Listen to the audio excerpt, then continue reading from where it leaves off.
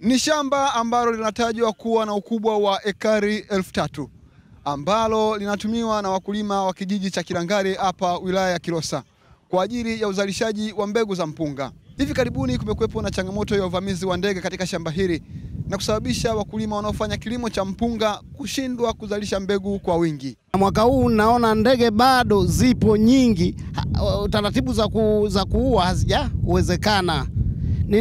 Kwa uzoefu nilionao, ninaona moja kwa moja hatuwezi kuvuna hii mbegu kwa sababu ndege ni wengi mno, wamezidi.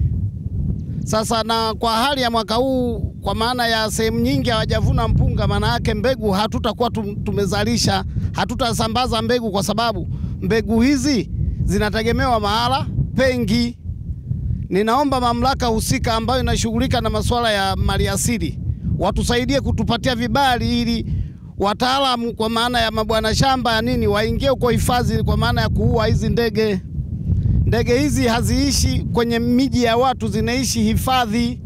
Tunaomba watoe vibali ili waweze kuua ndege wataalamu wetu, kwa sababu mpaka leo vibali bado havijatoka. Sehemu nyingi barua zimekwenda kwa maana ya kuomba waue ndege, lakini mpaka leo vibali havijatokea.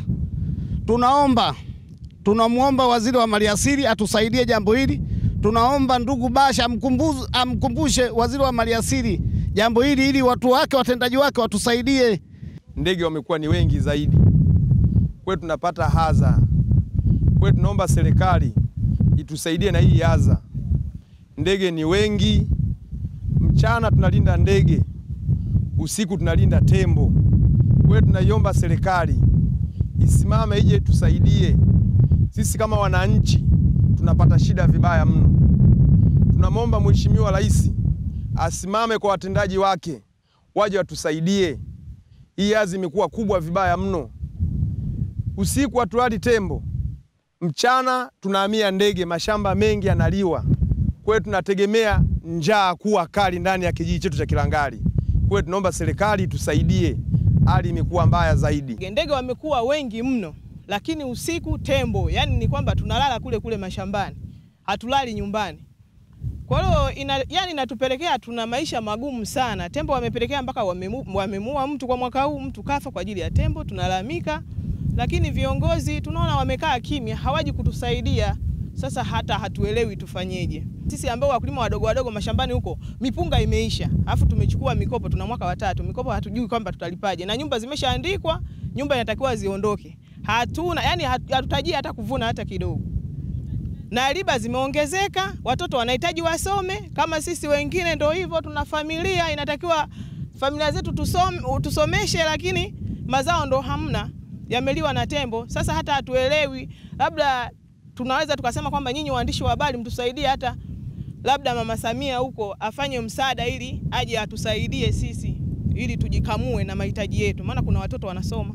Kutokana na changamoto hiyo iliyopo kwa sasa katika shamba hili la mbegu la Kilangari, je, ni hatari zipi zinaweza kujitokeza endapo hatua za haraka hazitachukuliwa? Tumelima eneo lenye ukubwa wa hekta 600 kwa ajili ya kuwapatia mbegu wakulima Tanzania nzima. Lakini kwa sasa tunakabiliwa na changamoto ya ndege waharibifu aina ya kwelea ambao wanashambulia mpunga kwa kiasi kikubwa. Kama hatua za haraka hazitochukuliwa kuwadhibiti hawa ndege waharibifu aina kwelea, maana yake sasa shamba la mbegu Kilangari tunaweza kupoteza tani zaidi ya 1500 za mbegu za mpunga ambazo ziko shambani kwa sasa.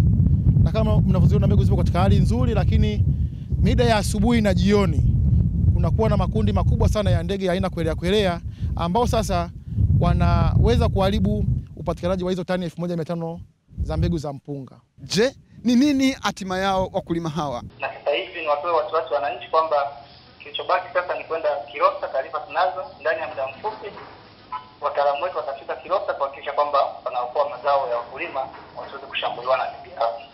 Nikiripoti kutoka hapa kijiji cha Kilangari wilaya ya Kilosa mkoani Morogoro, ni mimi Vedasto George wa Daily News Digital.